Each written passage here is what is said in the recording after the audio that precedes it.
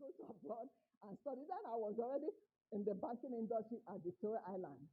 I didn't want to leave the bank, but I have always admired him as my mentor in law. I wanted to become a lawyer, but I didn't succeed to make it in JAM. So I studied English. But at the same time, he still insisted that I study that law. So he gave me a written note. I'm not trying to boast, and I don't want to be too mechanical. I want to be practical, so that when we go home, you can always reflect what I have spoken, and the Spirit of God is speaking through me to all of us. Praise God.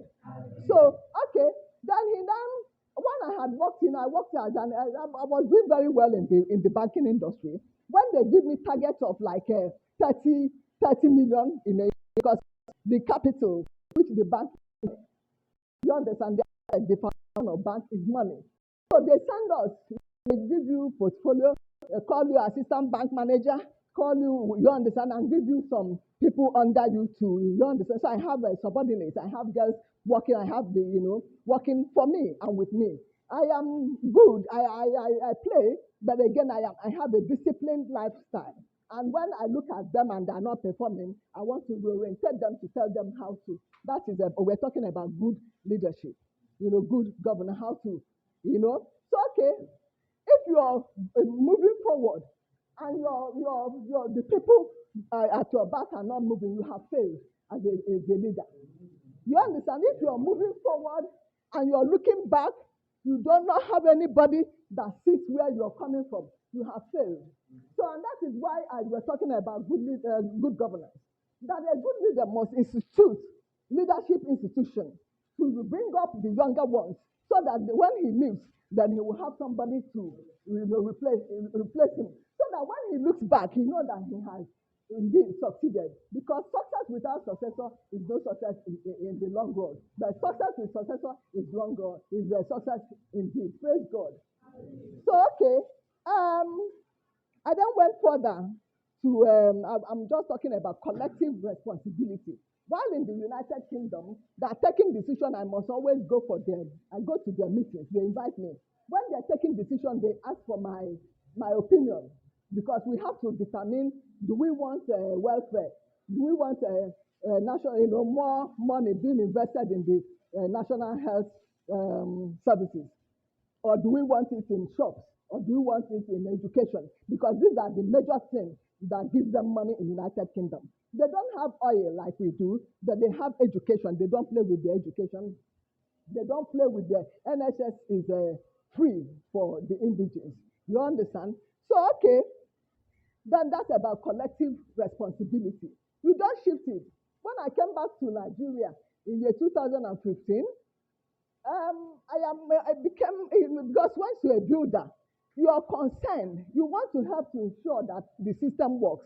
You don't just employ people and let them. So I gathered phone number. I got the phone number of Buru, our governor, got his phone number, got the phone number of people that matter. I put my eyes down too. I go to, what is it called, New Haven Market. I go to, what is it called, where I live at, what Independence Layout. I move around, I come to your shop, and even here, because, so they're already used to me. So if I come here, I'll start looking up. If I see cobweb, I'll call them to say, make sure, so what are you? You understand? Because, that is what we are trying to say to achieve good leadership, good governance. It's not casting the egg, it's about me and you. So when I came back, I started working with Governor Ogwani, PDP. So if I see potholes, because that's what we do in the United Kingdom, I tell him that I have seen some potholes somewhere there. When I went to, I went with my husband to, to Agu-Onyedike. So we stayed there for about 3 hours. I was perplexed. So I came back, I quickly texted him. I said, hey, that in fact, we were trapped. That the fact that we're all living in Independence Layout does not mean that we don't have relatives living in Ababa. And that look at the roads at death trap and all that. So he quickly, within a space of 1 month, That was in September, October. Before he started working on that, he started developing what is it called?